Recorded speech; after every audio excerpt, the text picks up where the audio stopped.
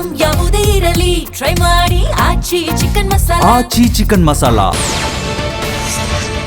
ಅನ್ಯ ಧರ್ಮದ ಯುವಕನ ಕಿರುಕುಳ ತಾಳಲಾರದೆ ಬಾಲಕಿ ನೇಣಿಗೆ ಶರಣಾಗಿರುವ ಆರೋಪ ಕೇಳಿಬಂದಿದೆ. ಕೋಲಾರ ಜಿಲ್ಲೆಯ ಕೆಜಿಎಫ್ ತಾಲೂಕಿನ ದೊಡ್ಡಕಾರಿ ಗ್ರಾಮದಲ್ಲಿ ಘಟನೆ ನಡೆದಿದೆ.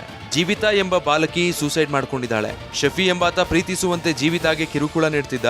ಅಲ್ಲದೆ ಪೋಷಕರಿಗೂ ಶಫಿ ಧಮಕಿ ಹಾಕಿದ್ದ.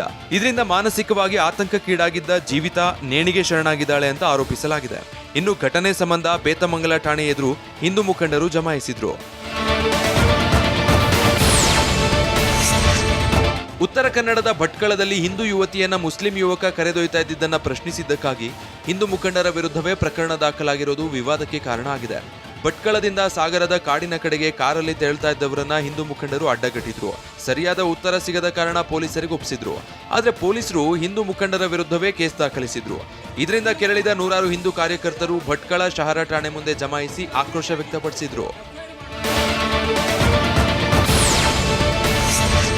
ಹಿಂದೂ ಮುಖಂಡರ ಮೇಲೆ ಪ್ರಕರಣ ದಾಖಲಿಸಿದ್ದನ್ನ ಖಂಡಿಸಿ ಪ್ರತಿಭಟನೆ ನಡೀತಾ ಇದ್ದಂತೆ ಈ ಪ್ರಕರಣ ಹೊಸ ತಿರುವು ಪಡೆದಿದೆ. ಹಿಂದೂ ಯುವತಿಯನ್ನ ಬಲವಂತವಾಗಿ ಕಾರಲ್ಲಿ ಕರೆದೊಯ್ತಾ ಇದ್ದ ಶಾಹಿದ್ ಖಾನ್ ಎಂಬಾತನ ವಿರುದ್ಧ ಭಟ್ಕಳ ಶಹರ ಠಾಣೆಯಲ್ಲಿ ಲೈಂಗಿಕ ದೌರ್ಜನ್ಯ ಕೇಸ್ ದಾಖಲಾಗಿದೆ.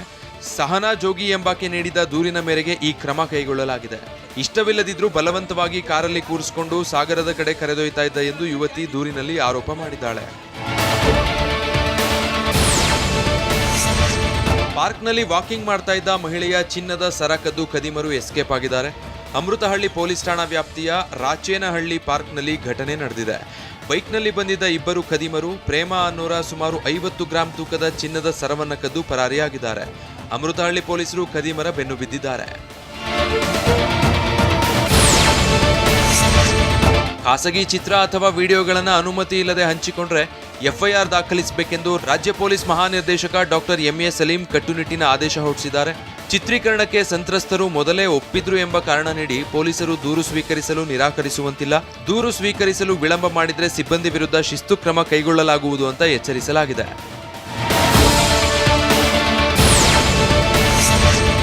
ಆರೋಗ್ಯ ಮತ್ತು ಶಿಕ್ಷಣ ಕ್ಷೇತ್ರದ ಸೇವೆಯನ್ನು ಗುರುತಿಸಿ ಡಾಕ್ಟರ್ ಎಸಿ ಷಣ್ಮುಗಂ ಅವರಿಗೆ ಗೌರವ ಡಾಕ್ಟರೇಟ್ ಪ್ರದಾನ ಮಾಡಲಾಯಿತು.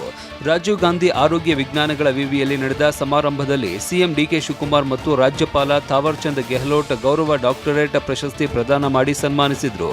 ಡಾಕ್ಟರ್ ಎಸಿ ಷಣ್ಮುಗಂ ಕಳೆದ 5 ದಶಕಗಳಿಂದ ಶಿಕ್ಷಣ ಕ್ಷೇತ್ರದಲ್ಲಿ ಅಪಾರ ಸೇವೆ ಸಲ್ಲಿಸುತ್ತಾ ಇದ್ದು 35ಕ್ಕೂ ಹೆಚ್ಚು ಶಿಕ್ಷಣ ಸಂಸ್ಥೆಗಳನ್ನು ಸ್ಥಾಪಿಸಿ ರಾಷ್ಟ್ರ ನಿರ್ಮಾಣಕ್ಕೆ ತಮ್ಮನ್ನು ಅರ್ಪಿಸಿಕೊಂಡಿದ್ದಾರೆ.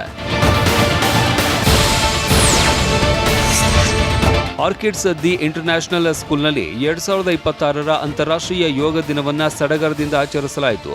ಯೋಗ for one earth one health ಎಂಬ ಘೋಷವಾಕ್ಯದ ಅಡಿಯಲ್ಲಿ ಹಮ್ಮಿಕೊಂಡಿದ್ದ ಈ ಕಾರ್ಯಕ್ರಮದಲ್ಲಿ ಶಾಲೆಯ 10,000ಕ್ಕೂ ಹೆಚ್ಚು ವಿದ್ಯಾರ್ಥಿಗಳು ಭಾಗವಹಿಸಿ ಭಾರತದ ಅತಿದೊಡ್ಡ ವಿದ್ಯಾರ್ಥಿ ಯೋಗ ಆಂದೋಲನಕ್ಕೆ ಸಾಕ್ಷಿಯಾದರು.